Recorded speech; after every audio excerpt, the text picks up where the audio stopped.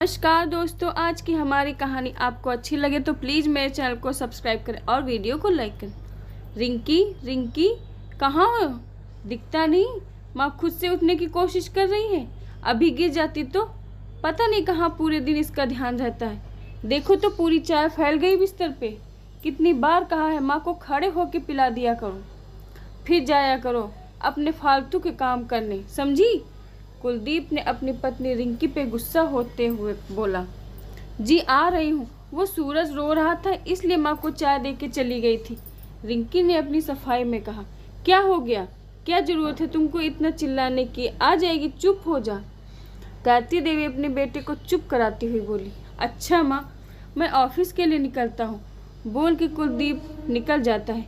Gayatri Devi bed पे लेटे लेटे सारा दिन रिंकी को काम करते हुए देखती हैं और अब उनको एहसास होता है कि वो कितनी गलत थी। अपनी गलती पे उनको अब बहुत पछतावा हो रहा था। गायत्री देवी के पति इस शहर के जाने माने वकील थे। उनके जाने के बाद गायत्री देवी अकेली हो गई थी। 3 बच्चे थे, एक बेटा कुलदीप और 2 बेटियां सोनी और मोनी। लेकिन आते जाते अपनी बड़ी बेटी मोनी और कुलदीप की शादी करा गए। मोनी की शादी में तो गायत्री देवी जी ज़्यादा खुश थी, लेकिन कुलदीप की शादी से खुश नहीं थी क्योंकि उनके पति ने अपनी मर्जी से अपने दोस्त की बेटी से शादी तय कर दी थी। गायत्री देवी भी कुछ बोल नहीं पाई क्योंकि कुलदीप को भी रिंकी पसंद थी। घर में रिंकी के आने के बाद हमेशा गायत्री देवी जी मौका ढूंढती और रिंकी को नीचा दिखाती और हमेशा उसमें कमी निकालती। वकील जी के जाने के बाद तो ये और भी बढ़ गया। वो रिंकी को हमेशा बोलती कि देखो मैंने कितने अच्छे संस्कार दिए हैं अपनी बेटियों को, जरा भी ससुराल से कोई शिकायत नहीं आती, और एक तू है जो तेरी माँ ने तुझे कुछ सिखाया ही नहीं। हमेशा कुलदीप के कान भरती रहती रिंकी के खिलाफ अपनी बेटियों के साथ मिलकर, और बेटियां भी बहुत साथ देती क्योंकि रिंकी बहुत ही सुंदर और बहुत ही पढ़ी लिखी थी, इसलिए ननद की बिल्कुल पसंद नहीं आती थी। कितनी बार कुलदीप और रिंकी के बीच लड़ाई हो जाती, गायत्री और सोनी और मोनी के कारण, लेकिन रिंकी बस रोके रह जाती। कितनी बार अपने पिता के पास वापस भी गई लेकिन कुछ दिन बाद लौट आती। और आज जब गायत्री जी बिस्तर पे पड़ गई तो दिन भर रिंकी को देखती रहती, और आज रिंकी को आए 5 साल हो गए। अब तो वो 2 बच्चों की माँ भी है। जिस रिंकी को वो हमेशा कोसती रहती कि काम नहीं करती, वो आज उन्हें दिखता है कि वो कितना काम करती है। वो आज भी उस 6 महीने पहले का मनहूस दिन भूलती नहीं जब वो मंदिर की सीढ़ी से गिर गई थी। रीढ़ की हड्डी में चोट लगने के कारण अब उनका कमर का नीचे का हिस्सा काम नहीं करता, इसलिए वो बिस्तर पे ही मलमूत्र करती, जिसको उनकी बहू साफ करती, जिसको वो 6 महीने पहले कोसती थी, बुरा भला कहती थी, और जिन बेटों पे नाच करती थी वो बस मौका खोजती कि कम से कम माँ के पास बैठना पड़े।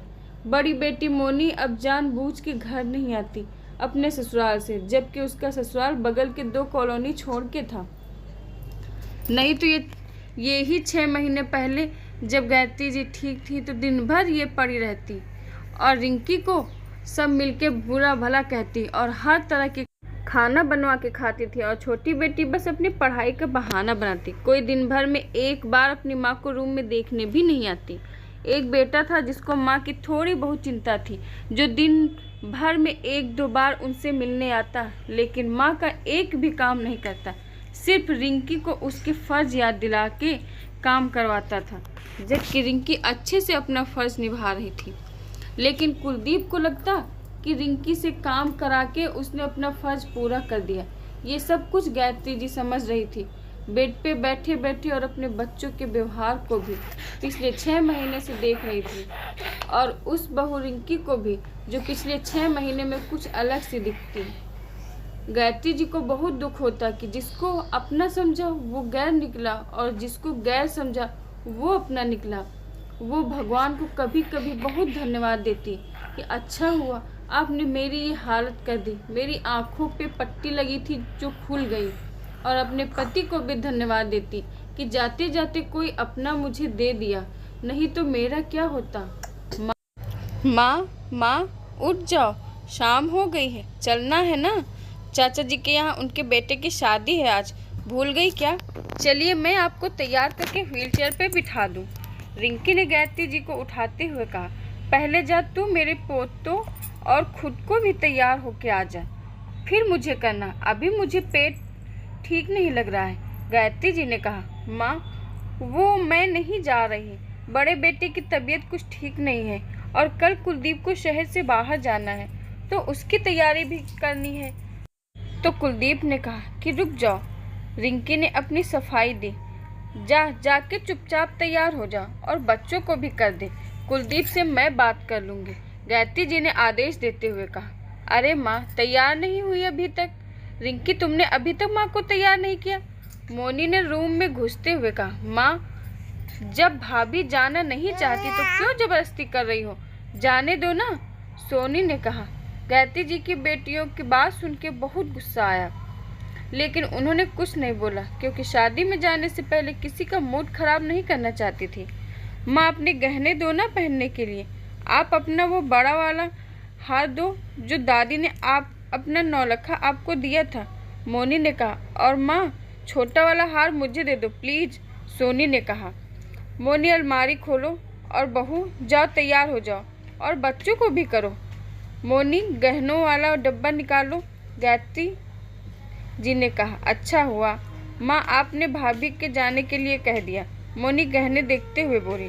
सोनी और मोनी बड़े चाव से गहने देख रही थी। माँ मैं ये वाली ले लूँ, ये वाली ले लूँ, बार बार पूछ रही थी। गायत्री जी गहनों में से छोटे छोटे 2 हार निकाल के दे देती हैं। ये क्या माँ इतने छोटे हार? मोनी ने कहा, हाँ ये ही बहुत है तुम दोनों लोगों के लिए। गायत्री जी कड़क आवाज़ में बोलती हैं। तभी रिंकी आती है तैयार होके और गायत्री जी को तैयार करने लगती है। बहू इतना छोटा हार क्यों पहना है? गायत्री जी ने पूछा। वो माँ मेरे पापा ने शादी में यही हार दिया था, रिंकी ने सकुचाते हुए कहा। इतना सुनते ही सोनी मोनी जहरीली हंसी हंसने लगी। गायत्री जी गहनों को डब्बा उठाती हैं और बड़ा नौलखा हार रिंकी को अपने पास बुला के उसके गले में डाल देती हैं। माँ ये क्या दे रही हो? मोनी गुस्से में बोलती है। क्यों न दूँ, मेरी मर्जी, और जिसे मैं चाहूँ उसे दूँगी। हर वक्त बहू को माँ कोसती रही, उसके संस्कार को कोसती रही, लेकिन मुझे क्या पता था कि मेरे ही संस्कार खोटे हो जाएंगे, मेरे अपने ही इतने मतलबी निकलेंगे। सिर्फ ये ही हार नहीं, सारे गहने मेरे आज से बहू के, और ये जो तुम लोगों ने हार पहना है ना, आने के बाद बहू को वापस कर देना। ये क्या कर रही हो माँ? हमारा भी हिस्सा इस रिंकी को दे रही हो? मोनी ने कहा। क्यों? मेरा मल मूत्र साफ करे रिंकी, मुझे नहलाए रिंकी, मुझे टाइम से दवाई दे रिंकी, और गहने लो तुम लोग। और वैसे भी तुम लोगों का हिस्सा अपने पिता की जायदाद में। ये मेरे गहने हैं, मेरे गहनों का बंटवारा नहीं होगा, जिसे चाहे दूंगी मैं। वैसे तुम तीनों को देना तो कुछ नहीं चाहिए, लेकिन अपनी औलाद हो ऐसे मुंह तो नहीं फेर सकती। हमेशा से बहू को बुरा भला कहती रही, इस बिन माँ की बच्ची को, लेकिन इसने चू तक नहीं की। मुझे अच्छे से याद है, जिस दिन आई थी उसी दिन बुखार हो गया था इसे, और मैं तेरे पिता के डर से इसकी देखभाल की थी, लेकिन इस पगली ने उस डर को प्यार समझ बैठा और मुझे अपनी माँ, इसलिए आज भी इसको मुझ में अपनी माँ दिखती है। मेरे हर तिरस्कार को माँ की डांट समझ के मुस्कुरा के चुपचाप सुन लेती है, पर मुझे माफ़ कर देना बहू। रिंकी तुरंत आके व्हील चेयर पर बैठी गायत्री जी की गोद में अपना सर रख के रोने लगती है। आज दोनों सास बहू जी भर के रोए और रो रो के अपने प्यार की एक नई कहानी मिलके शुरू की। आशा करती हूँ दोस्तों आपको हमारी कहानी पसंद आई होगी। धन्यवाद।